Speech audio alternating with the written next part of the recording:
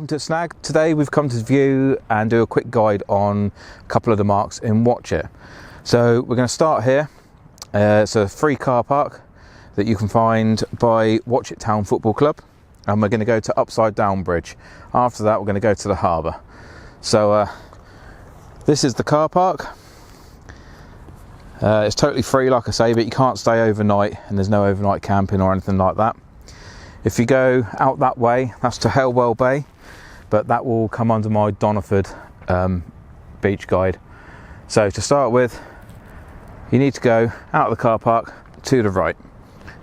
It's just a grass track pretty much, and yeah, it's pretty easy going. So the first mark, like I said, is Upside Down Bridge. You're definitely going to want good boots or wellies there. If you wear trainers, it'll trash them. So the sea's literally just over there. That's a cliff edge. Wouldn't walk up to the edge of it. It's always eroding and falling in. Somebody might come a cropper at some point. So trying to keep the wind out. We've got this storm coming in. It's 3 of them back to back, just to make things a little bit more awkward for getting out a weekly video, of course. So anyway, it's not too far. The walk is literally a sort of 2-minute walk. It's a well-walked track, and you're heading towards Watchet Harbour with it as well. So like I said, this one's called Upside Down Bridge. Catch a lot of small bass here. I've had some hounds off it in the summer. I've had quite a few eels before as well. I've never had anything of great size here, but then it's not a venue that I fish a lot. It's just when I sort of fancy a change or something. But it does always produce. I don't think I've come here and not caught, so that's always a bonus. So you see a nice view of it coming in. So we've got a bit of a storm brewing in today. It's not normally that rough. And this is quite a comfortable venue. And these are the steps that you come down. I've got my little helper with me today.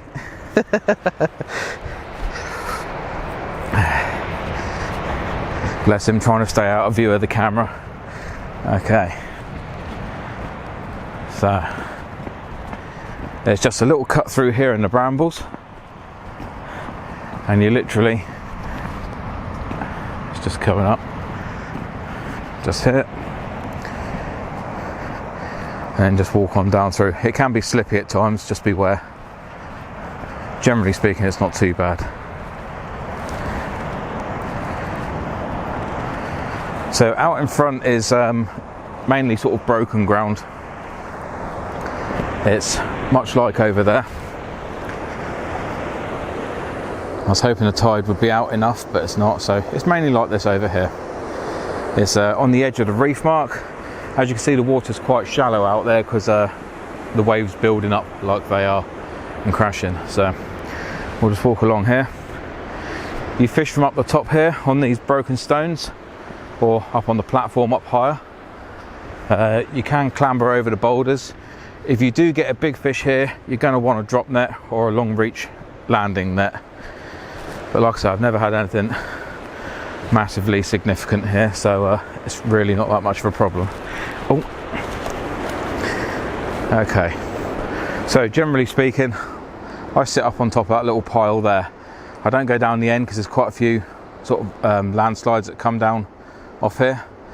They're not always massive, but I figure it's always better to be safe than sorry. Plus you've got a bit of brush behind you there, and as you can see, there are small patches of where it's starting to just slip.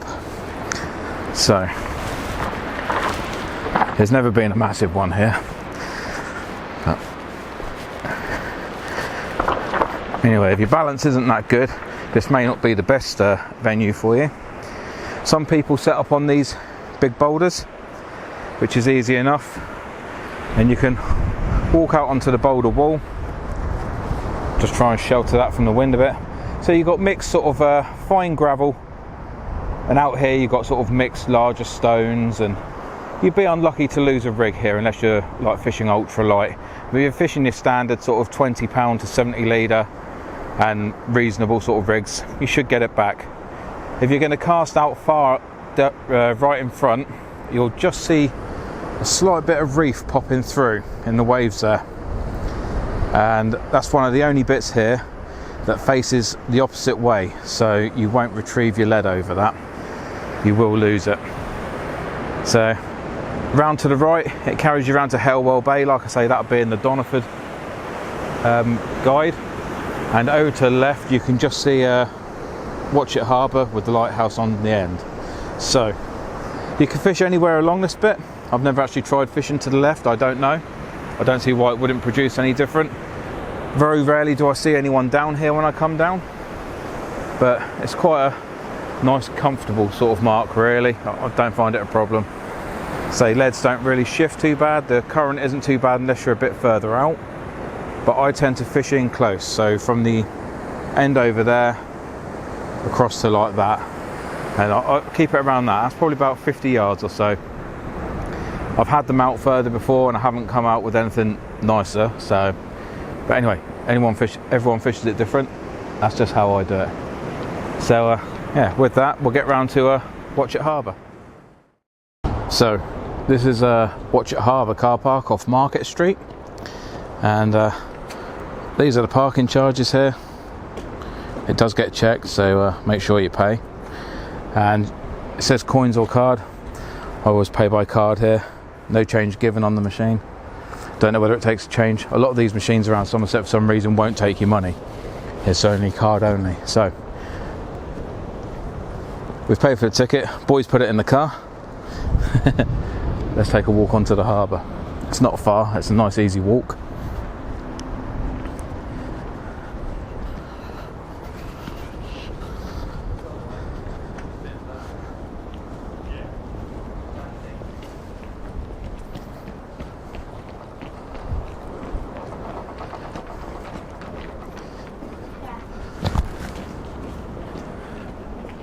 So here we have Watchet Harbour.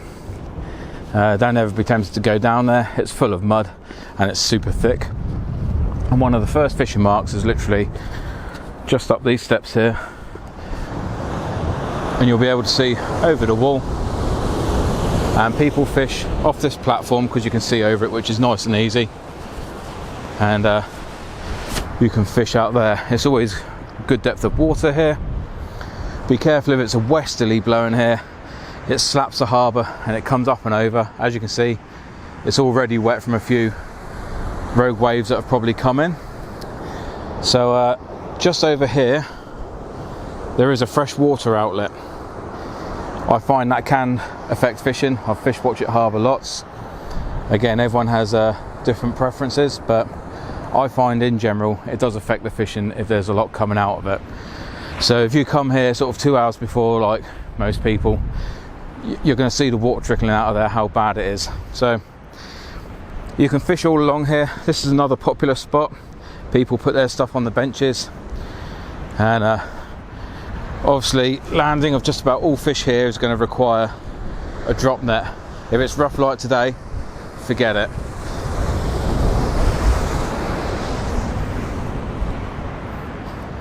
So I'll take a walk along here. It's hitting this bit pretty hard. As you can see, the water's all coming up and over. So yeah, we won't bother with that bit. The majority of fishing along here takes a place, well, you'll see it's always loaded here, it's very busy. But a lot of people choose this end because you get soaked on this end. Although I find this end is the better end for fishing, especially during the summer. If you're after hounds and things like that, it's a lot better. As you can see, lots of water. Anyway, I'm not going to go walking all the way down there because it'll be just my luck to get caught. We can see somebody down the end there. There is steps down to the bottom. Some people do spinning down there for bass and whatnot. On the very point, you can't fish. It says no fishing. Please don't cast across the harbour mouth because you've got like charter boats, working boats, all coming in and out of here, along with pleasure boats. You won't see them until it's too late, and no one's going to enjoy a 6-ounce lead to the head or the fist that follows it. So I find the bit that I like to fish, I've done quite well here lately in a speed bait match along with another guy I go out fishing with, Phil Richards. I was down in the end, and whereas everyone else had a pretty bad night, I had 11 dogfish. I think Phil had something like 9 or something very close behind. So I find it's more productive down the end, just before the no fishing sign. Come back a little bit, you'll see like I think it's a light on the wall. I tend to just fish there. So with that, we'll take a little walk over the other side because there's a bit to show around there. So here we are, we're on the east part of the quay. You walk round from there, there is another car park at the end there that's a lot bigger than the one I've parked in. So if you come in here, it's easier to park in there. So this side is generally quite rough. There's a lot of rough ground out there. Any fish that you're going to be landing here that are double figures, you're going to be bringing in this way. As you can see, it's quite rough, but it is more than possible. I brought in 3 double figure eels over here last year. It was in the summer, so it was a lot calmer obviously, but use the waves to help you push the fish over the rocks, and you can end up in this nice big rock pool here, which will enable you to get it in at your own leisure. Then you can step down there, or you can go up the steps here, come around, and you end up going all the way down there. But a word of warning, that is super slippy down there.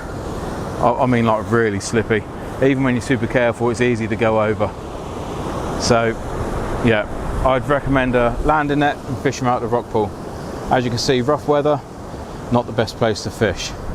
So with that, I tend to fish here on a new section of wall that me and my old man were very lucky to avoid. It fell into the sea a couple of years ago now.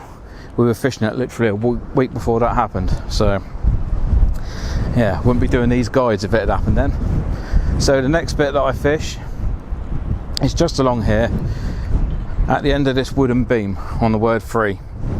It's all written on the wall and whatnot. If you fish here, it's one of the cleanest spots out in front of you. It's all reef ground, but it's like real rough, snaggy, lose your gear type stuff. Like I say, today we've got this storm coming in, so it's quite lumpy. It's getting up a bit, and you will be landing your fish back down there, so it involves a small walk and your rod round the lamppost, unless you want to walk on that outside bit there. You can fish all along here, but again, when you're up on this end, please don't cast into the harbour mouth. There are boats in constant use down here. Also, the ground is super rough up here. You're likely to lose all your gear, so rotten bottoms are an essential. And the only other way you'll really get it in is if you bring a fish around the head of the harbour and then use a drop net on this side. I'll just take you up here briefly. I don't fish this end. I found it far too much hassle and you lose a lot of gear. But down where I was there on the word free, you might lose the odd lead, but you don't lose them every time. I tend to go a bit heavier there. I use like a 40-pound braid, and then I have like a 20-pound line as my breaking strain on the lead, and obviously I go heavy with the lead, so it's super blowy down here. I'm trying to keep the wind off the mic. That's a good 15 or 20 foot drop, so you'll need a long drop net for that. So this is the east quay of Watchet. In the summer it can be glorious. You catch the sun a lot in the evening, which is nice. You can get hounds, eels, dogs, get pretty much everything over here, bass. But yeah, so that's Watchet, and we'll be moving up channel to Doniford hopefully next week, should the storm subside. If not, I'll have to think clever and do somewhere else. All right.